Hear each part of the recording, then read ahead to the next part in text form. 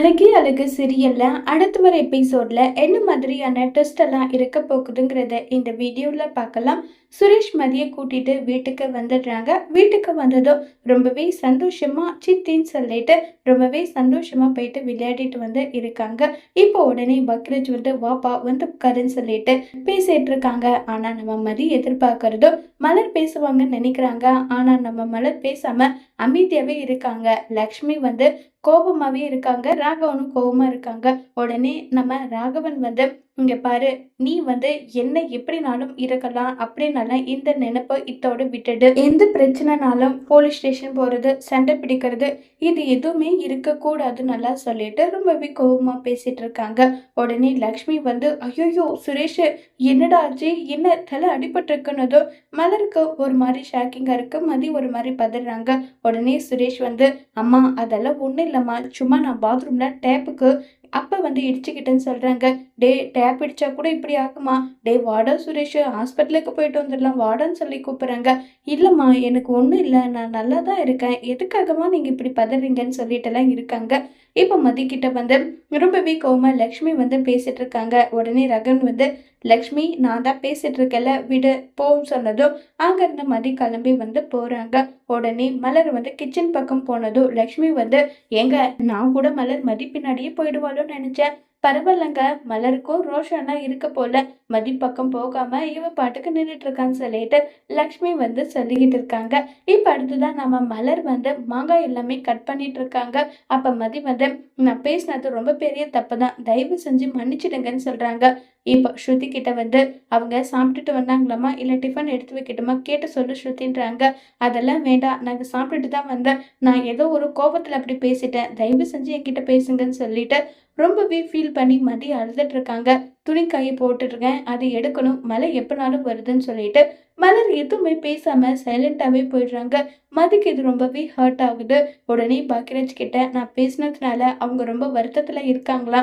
ஆமா, சின்ன குழந்தை மாதிரி அவ புலம்பிக்கிட்டே இருந்தா. மதி என்ன பார்த்து இப்படி கேட்டுட்டாலே, மதி என்ன பார்த்து இப்படி ஒரு வார்த்தை சொல்லிட்டாலேன்னு சொல்லிட்டு அவ்வளோ வருத்தப்பட்டுட்டு அழுதுட்டு இருந்தான்னு சொல்றாங்க. இதை கேட்டு மதிக்கு இன்னுமே வருத்தமாகுது. அடுத்ததான் மலரை காட்டுறாங்க. மலர் வந்து தூங்கிட்டு இருக்காங்க. உடனே அந்த இடத்துக்கு பாக்கியராஜ் போயிட்டு மலரு ஃபோன் நம்பரை அன்பிளாக் பண்ணு மலருன்றாங்க. அதெல்லாம் முடியாது, என்னால முடியாதுங்கன்னு சொல்லிட்டு இருக்காங்க. சரி மதிக்கிட்ட ஏன் மலர் அவ்வளோ கோபத்தை காட்டின, அந்த பொண்ணு எவ்வளவு வருத்தப்பட்டுச்சு தெரியுமான்னு சொன்னதும் எனக்கு தான் சுயமரியாதை இல்லை, மதி அப்படிதானே சொன்னா, உங்க அப்பா அம்மா கிட்ட தான் என்னால கோவத்தை காட்ட முடியல, அட்லீஸ்ட் மதிக்கிட்ட உங்ககிட்ட கூட என்னால கோவத்தை காட்டக்கூடாதா? நான் இப்படிதான் இருப்பேன், எனக்கு எப்ப பேசணும்னு தோணுதோ அப்பதான் நான் பேசுவேன்னு சொல்லிட்டு ரொம்பவே கோவப்பட்டும் வருத்தப்பட்டும் பேசிட்டெல்லாம் இருக்காங்க.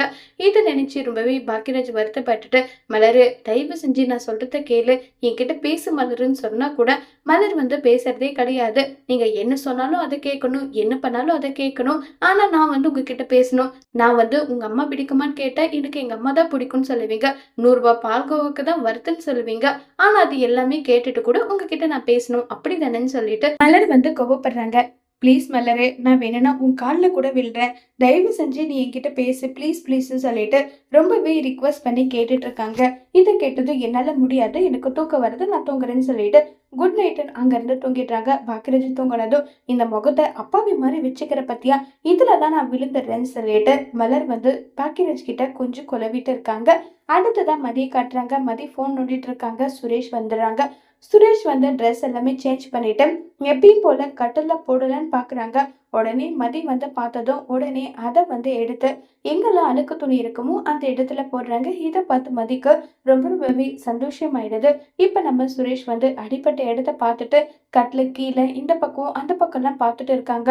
உடனே மதிக்கு ஒரு மாதிரி ஆகுது. உடனே மதி வந்து எனக்கு படிக்கிற வேலை இருக்கு, நோட்ஸ் எடுக்கணும், அதனால போறேன்னு சொல்லிட்டு மதி அங்க இருந்து கிளம்பி போறாங்க. உடனே சுரேஷ் பெரிய இவன் மட்டும் தான் லெக்சரரா இருக்காங்களா, வேற யாருமே இல்லையா, ரொம்ப ஓவரா பண்றாளேன்னு சொல்லிட்டு சுரேஷ் வந்து மதியவே பார்த்துட்டு இருக்காங்க. மதி வந்து இருக்காங்க. படிச்சுட்டு இருக்கிறத பார்த்ததும் 2 பேரும் மாறி மாறி பார்த்துட்டு இருக்காங்க. அடுத்த நாள் காலையில ஆகுது. நம்ம பாக்கியராஜ் எப்பயும் போல போனை வந்து எடுக்கிறாங்க. போனை பார்த்ததும் ரொம்பவே பயங்கரமா சந்தோஷமாயிடுது பாக்கியராஜுக்கு. ஏன்னா மலர் அன்பிளாக் பண்ணியிருப்பாங்க. உடனே ஹார்ட்டின் எல்லாம் பறக்குது. இதை வந்து தூரத்துல இருந்து லக்ஷ்மி பார்த்துட்டு ஏ மலர் என்ன ஹார்ட் எல்லாம் பறக்குதுன்னுறாங்க. என்னத்த என்ன சொல்றீங்கன்னு சொல்லிட்டு போனை பார்த்ததும் அத்தை உங்க பையன் தான் ஹார்ட் எல்லாம் போடுறாரு, வேற யாரும் போடுவாங்கன்னு சொல்றாங்க. ரூம்ல இருந்துகிட்டே கிச்சன்ல ஹார்ட் போடுறானு சொன்னதும் உடனே மலருன்னு சொல்லிட்டு கட்டி பிடிக்கிறாங்க. உடனே லக்ஷ்மி இதை பார்த்துட்டு, என்னடா என்ன இப்பதான் உங்க 2 பேருக்கும் புதுசா கல்யாணம் இருக்கான்னு சொல்லிட்டு கோவமா பேசிட்டு இருக்காங்க. அம்மா அது வந்துன்னு சொல்லிட்டு 2 பேரும் மாறி மாறி பேசிக்கிட்டு இருக்காங்க. மதி வராங்க. மதி வந்ததும் நான் வெளியே இருக்கேன்னு சொல்லிட்டு மதியை இக்னோர் பண்ணிட்டு மலர் போறாங்க. நில்லுங்க, உங்ககிட்ட தான் நான் பேச வந்திருக்கேன். நான் ஏதோ கோவத்துல நான் அப்படி ஒரு வார்த்தை பேசிட்டேன். அது ரொம்ப பெரிய தப்பு தான். நான் அப்படி பேசியிருக்க கூடாது. தயவு செஞ்சு என்னை மன்னிச்சிடுங்க, என்கிட்ட பேசுங்கன்னு சொல்லிட்டு மதி ரிக்வஸ்ட் பண்ணி கெஞ்சி கேக்குறாங்க. மலருக்கு என்ன சொல்றதுனே தெரியல. மலர் அமைதியாவே இருக்காங்க. உடனே மதி நான் ஏதோ ஒரு கோபத்துல இப்படி பேசிட்டேன். நான் உங்களை சுயமரியாதை இல்லாதவங்க நான் சொல்லியிருக்க கூடாது. அது என்னுடைய தப்பு தான் சொல்லிட்டு கதறி அழுததோ உடனே மலருக்கு மனசு கேட்கறது கிடையாது. மதி, உன் மேல எனக்கு கோபம் இல்லை மதி, என் மேலதான் எனக்கு கோபம். நான் எப்ப இந்த வீட்டுல கல்யாணம் பண்ணிட்டு வந்தனோ அப்பத்துல இருந்து எனக்கு சுயமரியாதை இல்லாம தான் நான் வாழ்ந்துட்டு இருக்கேன். நீ சொன்னதும் அது எனக்கு ரொம்பவே பயங்கர ஷாக்கிங்கா இருந்தது. எல்லா விஷயத்தையும் யோசிச்சு பார்த்தேன். எனக்கு சுயமரியாதை இல்லாம தான் நான் இருந்திருக்கேன்றது எனக்கு புரிஞ்சது. அதனால நான் உனக்கு நன்றி சொல்லணும். நான் இனி என்ன ஆனாலும் எனக்காக வாய்ஸ் அவுட் பண்ணுவேன்னு சொல்லிட்டு மதிமலர் 2 பேரும் மாறி மாறி பேசிட்டு இருக்காங்க. இது எல்லாமே முடிச்சு பார்த்துட்டு தான் லக்ஷ்மி இருக்காங்க. ஏதோ ஒரு எமோஷனல்ல மலர் மனசுல இருந்த எல்லா விஷயத்தையுமே ஓபன் பண்ணிடுறாங்க.